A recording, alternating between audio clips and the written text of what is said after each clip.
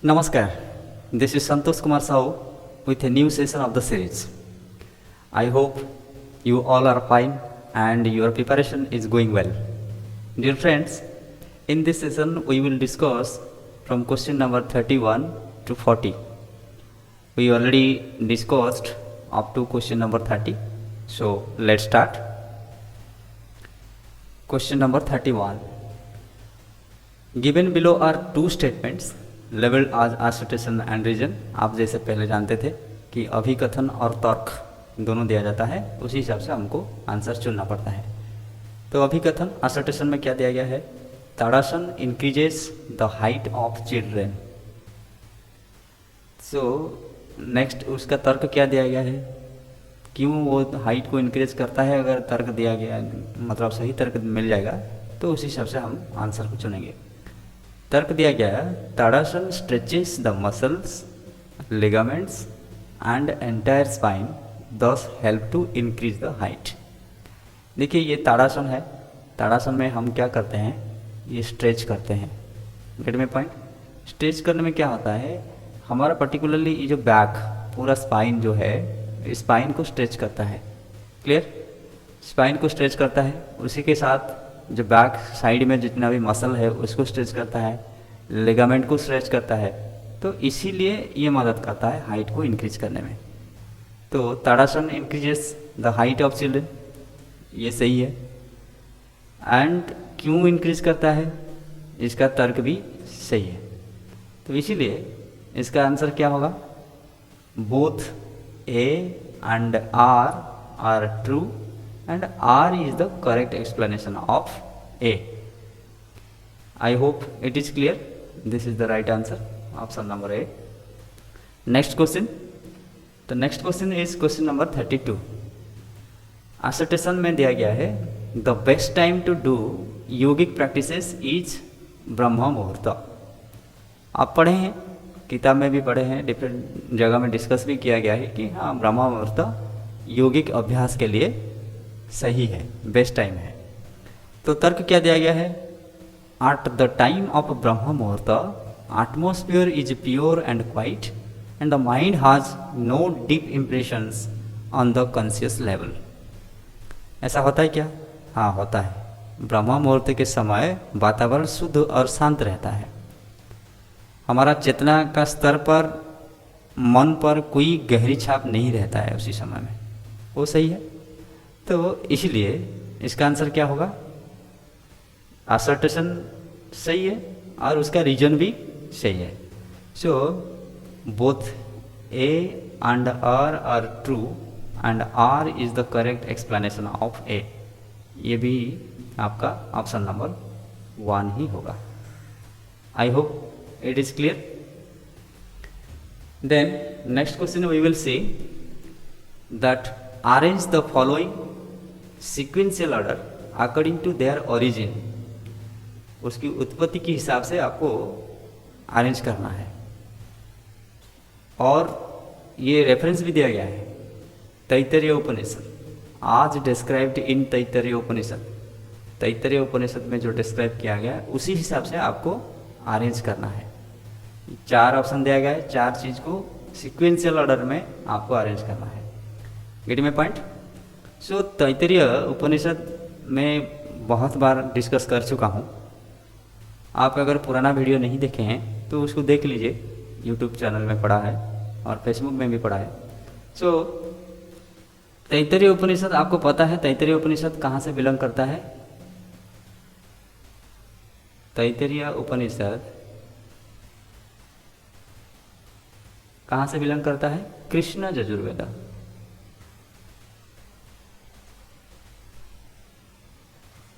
Clear? तो इसमें 3 बलि होता है। क्या क्या? एक होता है शिक्षा। बलि मतलब चैप्टर, ये चैप्टर की तरह होता है। तो पहला है क्या? शिक्षा बलि। शिक्षा बलि, इसको इसमें क्या होता है? इसमें ज़्यादातर इंस्ट्रक्शन रहता है, इंस्ट्रक्शन सेक्शन। क्लियर? और ब्रह्मानंद बलि, ब्रह्मानंद बलि। इसमें कौन सा क्या होता है? जो ब्रह्मन ब्लिस सेक्शन इसको कहा जाता है,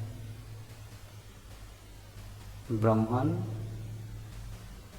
bliss section. Then third is भृगु बलि। ये आप जानते हैं, ये बहुत बार बोल चुका हूं मैंने। भृगु बलि, भृगु बलि में क्या होता है? भृगु सेक्शन इसको बोलते हैं।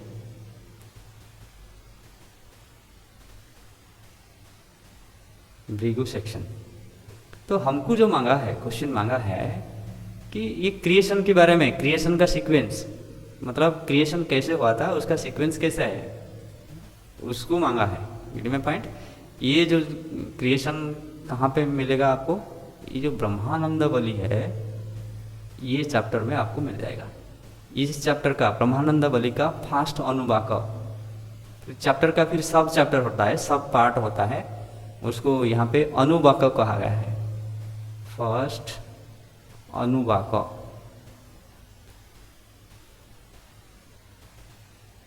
इसमें आपको इसका डिस्कशन मिल जाएगा। क्या डिस्कशन मिलेगा? पहले बताया गया है आत्मा, आत्मा पहले से ही है। आत्मा के बाद कौन आया? आत्मा से पहले आकाश, आकाश का उत्पत्ति हुआ। ये सीक्वेंस को याद रख लिया। आकाश के बाद एयर, एयर के बाद फायर, देन फायर से वाटर। यहाँ देखिए, ये आत्मा से आकाश, आकाश से एयर, एयर से फायर, फायर से वाटर, वाटर से क्या? वाटर से अर्थ। ये पंचमहाभूत हो गया। फिर आर्थ से क्या हुआ? आर्थ से हॉर्ब्स, हॉर्ब्स, हॉर्ब्स में क्या क्या है? Plant, vegetable etcetera. इसमें प्लांट, वेजिटेबल, ये सारा चीज आएगा। गेट में पॉइंट? सो उसके बाद फिर क्या होगा? जब हॉर्ब आ गया, उसके बाद क्या होगा? यहाँ लिखता हूँ, हॉर्ब के बाद किसका उत्पत्ति हुआ है? हर्ब से फूड, और फूड से मैन। याद रहे सीक्वेंस? पहले किसका उत्पत्ति हुआ? आत्मा, आत्मा से आकाश, आकाश से एयर, एयर से फायर, फायर से वाटर, वाटर से अर्थ, अर्थ से हर्ब, हर्ब से फूड, फूड से मैन। फूड जो है, इसको आकाश, एयर, ये इसका संस्कृत नेम भी आपको थोड़ा सा, फूड ये जो है ये अन्न भी कहा जाता है, फूड, अन्न।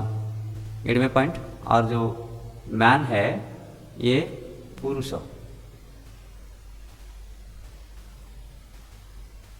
क्लियर? मैन को यहाँ संस्कृत में पुरुष कहा जा रहा है। और ये जो है औषधि, हर्ब जो है क्या? औषधि। गेट में पॉइंट? अर्थ, ये इसको पृथ्वी, पृथ्वी। क्लियर? इसको वाटर, जल, ये अग्नि। क्लियर? ये वायु। इसी तरह का आपको बताया गया है। गेट में पॉइंट? ये संस्कृत वर्ड को भी थोड़ा याद रख लीजिएगा, क्योंकि बाद में इसी तरह का क्वेश्चन भी आ सकता है। और इंग्लिश वर्ड को भी थोड़ा याद रखिएगा। तो हमको मिल गया सीक्वेंस अभी, आत्मा से लेकर पुरुष। पुरुष मतलब यहाँ पे सुपर पुरुष नहीं है, ये मैन, जो मैन हम बोल रहे हैं, ह्यूमन बीइंग, ह्यूमन बीइंग के बारे में बताया गया है। गेट में पॉइंट? ये पुरुष को हाईएस्ट पुरुष नहीं लेना है। हाईएस्ट पुरुष कहाँ है? ये आत्मा, सोल। क्लियर? सो इसमें हम अभी उसको अरेंज कर देंगे। पहले कौन आएगा? ये चार दिया गया है, पुरुष, अन्न, पृथ्वी, औषधि। इसमें से चार कौन सा पहला आएगा? कौन सा आएगा? पृथ्वी आएगा। पृथ्वी ये पहला आएगा। पृथ्वी के बाद पृथ्वी से कौन आया है? हर्ब्स, औषधि है क्या? है, ये सेकंड हो जाएगा। औषधि से क्या हुआ? औषधि से अन्न, थर्ड। अन्न से मैन या पुरुष, ये फोर्थ। इसमें क्या होगा, C D B A, C D B A, this is the right answer. I hope it is clear.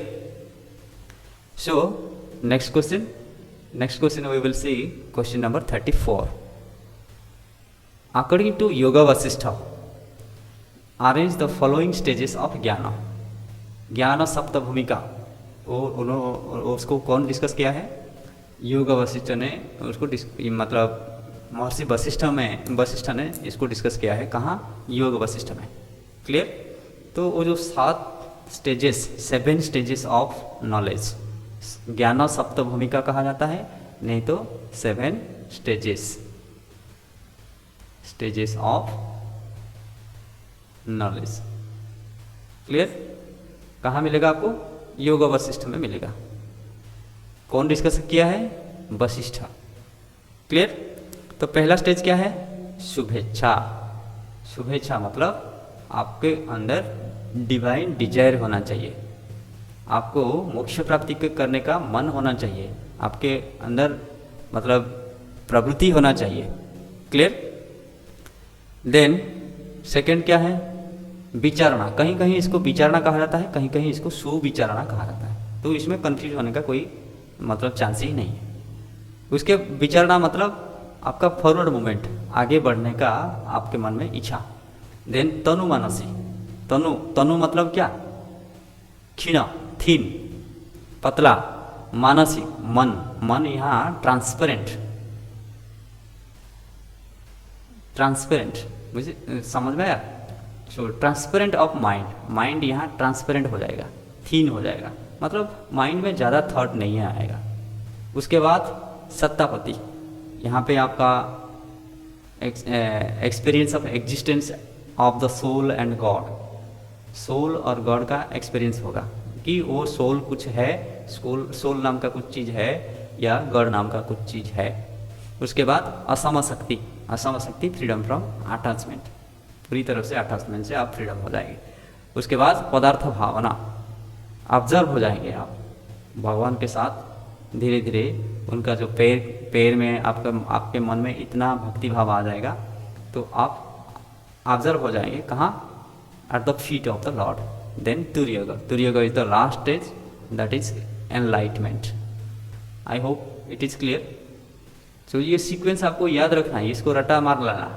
शुभेच्छा, विचारणा, तनु मानसी, सतापति, असम शक्ति, पदार्थ भावना, तुर्यगा. यहाँ से बार बार क्वेश्चन आता है.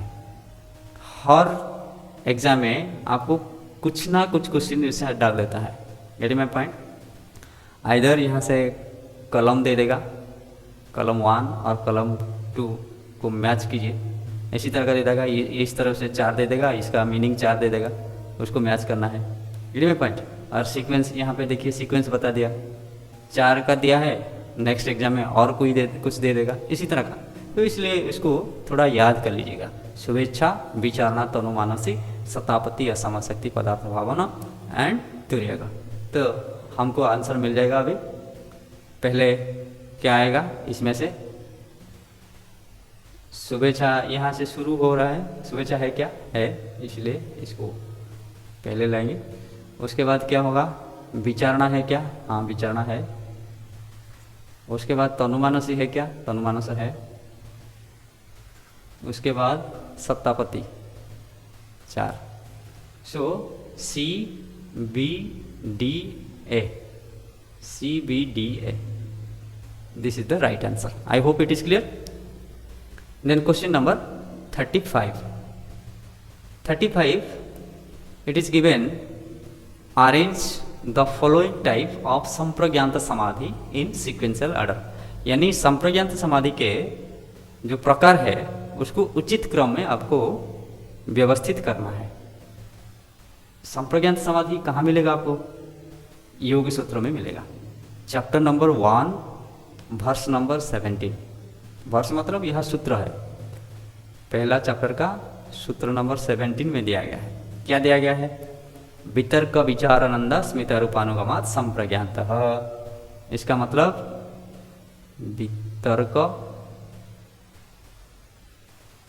वितर्क विचार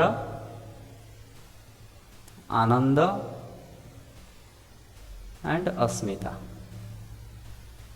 ये तो सीक्वेंस है ना, वितर्क विचारानंद स्मिता रूपानुगमात संप्रज्ञातः। Get my point? सो पहले वितर्क अनुगत, देन विचार अनुगत, देन आनंद अनुगत, देन अस्मिता अनुगत। तो मिल गया आपको। वितर्क है क्या? हाँ, ये सीरियल नंबर 1। देन विचार अनुगत, विचार अनुगत सीरियल नंबर 2। देन आनंद अनुगत 3 एंड अस्मिता अनुगत 4। C A D B, C A D B कहाँ पे है? ये ऑप्शन नंबर 4। इट में point. So actually Patanjali Yoga सूत्र में जो भी क्वेश्चन आता है, आप सूत्र को याद अगर रख लेंगे तो आपको आसान हो जाएगा। गेट में पॉइंट। इसीलिए मैं जब बच्चों को पढ़ाता हूँ तो उसको बार बार बोलता हूँ कि योग सूत्र हर दिन एक बार उसको एटलीस्ट रीडिंग कर लीजिए, ताकि वहाँ पे जो वर्ड्स का यूज हुआ है वो वर्ड्स आपका मन में आ जाएगा। गेट में पॉइंट। ये एक रेगुलर हैबिट होना चाहिए।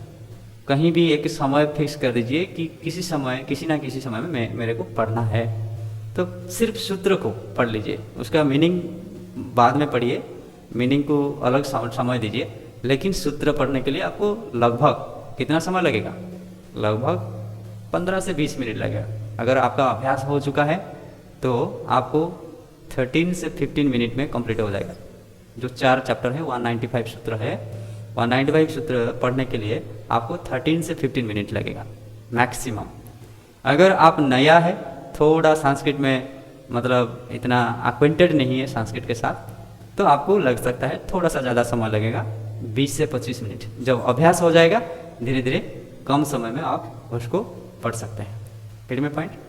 रोज इसको रीडिंग कर लीजिए, ताकि नहीं तो इसी तरह का क्वेश्चन आपको कितना याद रखेंगे। गेट में पॉइंट। ये क्वेश्चन आपको आंसर देने के लिए आपको सूत्र याद रहना चाहिए। सूत्र अगर याद कर लेंगे तो आसान हो जाएगा। So we will see the next question. Question number 36। Arrange the following stages of नादानुसंधान इन ए सिक्वेंशियल ऑर्डर। नादानुसंधान का जो सीक्वेंस है उस सीक्वेंशियल ऑर्डर को हम यहाँ पे डिस्कस करेंगे। नादानुसंधान ये टर्म कहाँ से आया है? हठ प्रदीपिका। हठ प्रदीपिका क्लियर? कौन सा चैप्टर में बताया गया है? Chapter number 4। चैप्टर नंबर 4 में आपको नादानुसंधान के बारे में मिल जाएगा। वहाँ पे अगर देखेंगे आप वर्स नंबर 69 में, वर्स नंबर 69 में इसका जो स्टेजेस दिया गया है, सीक्वेंस दिया गया है, उसको बताया गया है। क्या बताया गया है? आरंभश्च घटश्चैव, मतलब पहला क्या है? आरंभ, दिस इज फास्ट लिखा गया है, एंड घटश्चैव ये सेकेंड है। देन क्या बताया गया है? तथा परिचयो अपि च, उसके बाद परिचय थर्ड। देन निष्पत्ति ही सर्वयोगसु स्यात् अवस्था चतुष्टयम, ये अवस्था चतुष्टयम जैसे हम पढ़े थे क्या? साधना चतुष्टयम। गेट में पॉइंट। इसी तरह का ये मतलब अवस्था, ये 4 अवस्था ना, अवस्था चतुष्टय कहा गया है। नादानुसंधान में इसको अवस्था चतुष्टय कहा गया है। तो इसको थोड़ा ध्यान से सुनिए, क्योंकि ये आगे बहुत काम में आएगा। यहाँ से एक क्वेश्चन जरूर आता है, रेगुलरली ये क्वेश्चन आता है।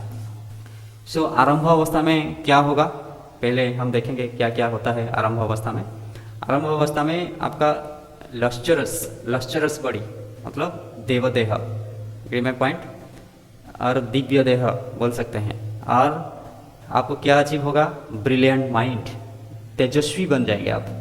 देन आपके अंदर से दिव्य गंध आएगा, natural fragrance, free from diseases, disease से आप रोग मतलब मुक्त हो जाएंगे, रोग मुक्त उसको कहेंगे।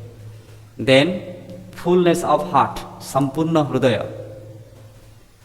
और आपको कौन सा ग्रंथ आपका पीस होगा, एक्टिवेट होगा?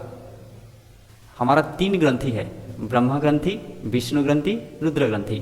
और ये आरंभ अवस्था में आपका ब्रह्म ग्रंथि का एक्टिव होता है, वो पीर्स होता है। Getting my point?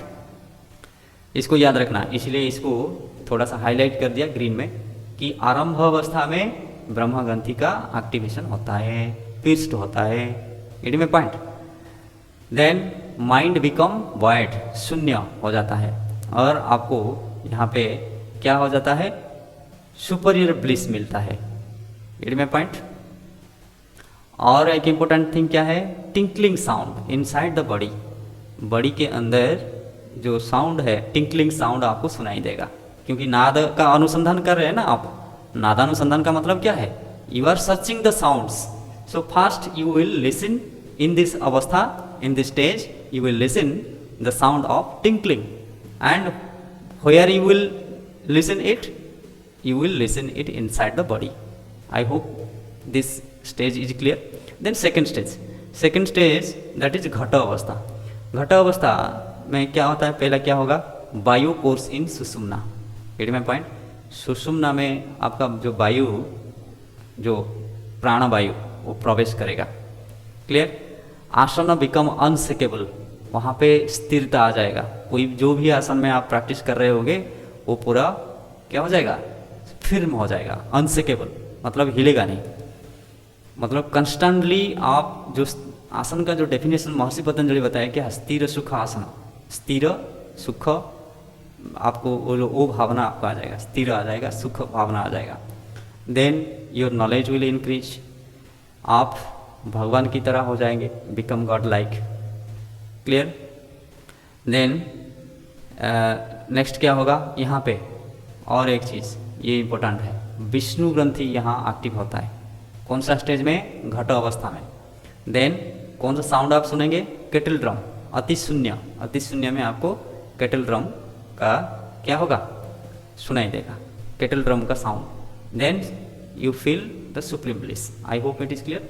देन परिचय अवस्था में क्या होता है, वायु रिचेस महाशून्य, आपका जो प्राण है, प्राण महाशून्य तक पहुंच जाता है।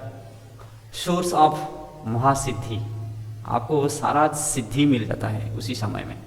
ये अवस्था में जो सिद्धि है, अष्ट सिद्धि के बारे में भी कहीं कहीं बताया गया है, तो सारा सिद्धि आपको मिल जाएगा। क्लियर? एंड यहाँ पे देखिए, यहाँ पे ग्रंथि, कोई भी ग्रंथि एक्टिवेट नहीं हो रहा है, आपको साउंड कौन सा मिल रहा है, मार्दल साउंड। इसको याद रखिएगा, साउंड ग्रंथि ये बहुत इंपॉर्टेंट है। और क्या क्या बेनिफिट हो रहा है इसको पूरा याद कर लीजिएगा, ताकि आगे इसी रिलेटेड क्वेश्चन कोई भी आ जाए तो उसको अटेंड कर सकते हैं। एंड ये और एक बात है कि rising above the bliss, bliss के ऊपर और जो चीज़ है वहाँ आप जा सकते हैं, मतलब ब्लिस से अधिक जो है उस अवस्था को आप पहुँच सकते हैं। सहजानंद अटेंड, सहजानंद मतलब ये समाधि का और एक स्टेज है। Get my point? Free from imbalances मतलब क्या है, वात पित्त कफ में बैलेंस आ जाएगा, आपका old age, disease, hunger, sleep, इससे मुक्त हो जाएंगे। ये free from imbalances. Clear? I hope it is clear. Then निष्पत्ति अवस्था, निष्पत्ति अवस्था में देखिए यहाँ पे हाईलाइट क्या है, रुद्र ग्रंथि यहाँ पे एक्टिवेट होता है। और साउंड, कौन सा साउंड आप सुन सकते हैं यहाँ पे, वेल ट्यून्ड वीणा का शब्द आप सुनेंगे। एंड अनिल गेट टू सर्वपीठ, जो अनिल है आपके अंदर वो सर्वपीठ तक पहुँच सकता है। रिमेन चित्त एंड चित्त वाला, यहाँ पे सिर्फ चित्त ही रहेगा, उसका कोई भी मॉडिफिकेशन नहीं रहेगा। तो दिस स्टेज इज कॉल्ड राजयोग, यहाँ राजयोग आपका शुरू हो जाता है। Get my point? क्योंकि हठ योग का मकसद क्या है, राजयोग को प्राप्ति करना। Gate my point? Goal of हठ योग टू अचीव राजयोग। इसीलिए ये जो निष्पत्ति अवस्था को आप जब पहुंच जाते हैं वहाँ आपका राजयोग क्या हो जाता है, अचीव हो जाता है। तो अवस्था चतुष्ट है, आपको पता चल गया, आरंभ अवस्था, घट अवस्था, परिचय अवस्था, निष्पत्ति अवस्था। यहाँ पे आपका क्वेश्चन है, तो मैं जितना भी डिस्कशन किया आगे आपको मदद करेगा कि ये जो डिस्कशन यहाँ से क्वेश्चन आ सकता है। Get my point? साउंड दे देगा, उसके बाद आपको मतलब एक साइड में अवस्था और एक साइड में साउंड, तो कौन सा अवस्था में कौन सा साउंड सुनाई देता है, तो मैच करने के लिए बोलेगा। इस तरह भी क्वेश्चन आ सकता है। एडी में पॉइंट। और आ सकता है कि आरंभ अवस्था में क्या क्या benefit, which of the following benefit we get in arambha avastha. यहाँ पे 3 दे देगा या 1 दे देगा यहाँ से और बाकी 3 दे देगा, इसी तरह का क्वेश्चन आ सकता है। और व्हिच ग्रंथि इज एक्टिवेटेड इन घट अवस्था, घट अवस्था में कौन सा ग्रंथि एक्टिवेट होता है। और याद रखना परिचय अवस्था में कोई भी ग्रंथि एक्टिव नहीं होता है, इसको थर्ड अवस्था में, वो मतलब उसको याद रखना है। क्लियर। सो यहाँ पे आंसर मिल गया आपको। पहला क्या, आरंभ, आरंभ 1, देन क्या घट, घट ये 2, देन परिचय, परिचय 3 and nishpatti 4। A D B C, A D B C. Clear. A D B C कहाँ है, ए डी बी सी ये 4 number 3। I hope this question is clear. Then next question is question number 37। 37 में क्या दिया गया है, according to Gheranda Samhita arrange the following practice in sequential order. वहाँ पे घेरंड संहिता में सप्तांग योग 7 अंगज are there, 7 limbs are there, योग का 7 अंग के बारे में बताया गया है। तो बार बार इसको भी पहले भी डिस्कशन कर चुका हूँ, यहाँ पे भी डिस्कशन कर रहा हूँ। देखिए यहाँ से कोई ना कोई एक क्वेश्चन आ जाता है। एड में पॉइंट, पहला अंग क्या है, षटकर्म। षटकर्म का काम क्या है, फंक्शन क्या है, शोधन। शोधन का मतलब क्या है, प्यूरिफिकेशन। ये टेबल को पूरा याद रख लेना। देन सेकंड क्या है, आसन। आसन में क्या मिलता है, दृढ़ता। दृढ़ता मीन्स स्ट्रेंथ। क्लियर। थर्ड आपको याद रखिए, आसन के बाद यहाँ प्राणायाम नहीं आता है। आसन के बाद मुद्रा, मुद्रा के बाद प्रत्याहार, उसके बाद प्राणायाम। ये सीक्वेंस को बहुत जरूरी है। एड में पॉइंट। सो मुद्रा, मुद्रा क्या करता है, स्थैर्य, स्थिरता देता है। स्थैर्य मतलब स्टेडीनेस। क्लियर। उसके बाद क्या प्रैक्टिस आता है, प्रत्याहार। प्रत्याहार में क्या मिलता है, धैर्य। हमको धैर्य मिलता है। धैर्य मतलब कामनेस और composure. Clear. Then next is pranayama. Pranayama में क्या होता है, लाघव होता है। लाघव मतलब लाइटनेस। ध्यान, ध्यान में प्रत्यक्ष मिलता है हमको, मतलब रियलाइजेशन मिलता है। देन समाधि, समाधि में क्या मिलता है, निर्लिप्त, मतलब उसी समय में आइसोलेशन हो जाता है। क्लियर। तो ये जो वर्ड दिया गया है, ये जो संस्कृत वर्ड एंड इसका मतलब क्या है और इसका जो अंग है, सप्तांग, स्टेजेस, डिफरेंट प्रैक्टिसेस, इसको पूरी तरह से याद कर लीजिएगा। क्योंकि मैच भी आ सकता है, इसमें मैच करने के लिए भी आ सकता है, इसका सीक्वेंस भी बता सकता है, इसका सीक्वेंस भी पूछ सकता है, इसका सीक्वेंस तो पूछ लिया अभी। तो कुछ ही मतलब कुछ भी क्वेश्चन आने का बहुत चांसेस यहाँ से है। क्लियर। सो हम अभी अरेंज कर लेंगे क्या होगा। तो पहले आसन देखिए, षटकर्म है क्या, षटकर्म नहीं है तो आसन दिया गया है, ये पहला आएगा। आसन के बाद मुद्रा, मुद्रा है क्या, हाँ ये सेकंड। मुद्रा के बाद प्रत्याहार है क्या, थर्ड, यस। देन प्राणायाम, प्रत्याहार के बाद प्राणायाम, फोर्थ। देखिए आपको कंफ्यूज करने के लिए यहाँ आसन, मुद्रा, प्रत्याहार, प्राणायाम दिया गया है, क्योंकि हम मतलब अभ्यस्त हो चुके हैं। पहले आसन के बाद प्राणायाम, उसके बाद क्योंकि अष्टांग योग सबका याद है ना, आसन, प्राणायाम, प्रत्याहार, एड में पॉइंट। लेकिन यहाँ पे ऐसा नहीं है, ऐसा गलती नहीं कीजिए, मत कीजिए। सो BACD, BACD कहाँ पे है, BACD option number 1। I hope this is clear. So next question is question number 38। Arrange the following season in sequential order starting from winter. Sequential order में आपको अरेंज करना है और विंटर से शुरू करना है। Get my point. सो यहाँ पे ये जो सीजन के बारे में आपको डिस्कशन ये कहाँ मिल जाएगा, घेरंड संहिता में मिलता है। आप अगर घेरंड संहिता देखेंगे वहाँ पे ये सीजन के बारे में पूरा बताया गया है, क्योंकि कौन सा सीजन में आप प्रैक्टिस शुरू करेंगे वो वहाँ पे बताया गया है। इसीलिए पहले सीजन के बारे में बताया गया है और कौन सा सीजन से शुरू करने से आपको डिजीज नहीं होगा, आपका सक्सेस होगा, वो भी बताया गया है। क्लियर। तो इस सीजन का डिस्कशन घेरंड संहिता में मिलता है। तो हम थोड़ा लिख लेते हैं कहाँ से शुरू करने के लिए, मतलब शुरू कहाँ होता है वहाँ, बसंत। बसंत को क्या कहते हैं, स्प्रिंग। देन कौन सा सीजन आता है, ग्रीष्म, SHMA, ग्रीष्म मतलब समर। देन क्या आता है, वर्षा, वर्षा मतलब रेनी। देन क्या आता है, शरद, शरद मतलब ऑटमन। देन हेमंत, हेमंत, हेमंत मतलब ये प्री विंटर होता है, प्री विंटर। एंड शिशिर मतलब विंटर। तो ये सीक्वेंस मिल गया आपको। तो हमको कहाँ से अरेंज करना है, इसको मत भूलिए। अरेंज करेंगे स्टार्टिंग फ्रॉम विंटर, मतलब ये एक हो जाएगा पहला वाला, विंटर 1।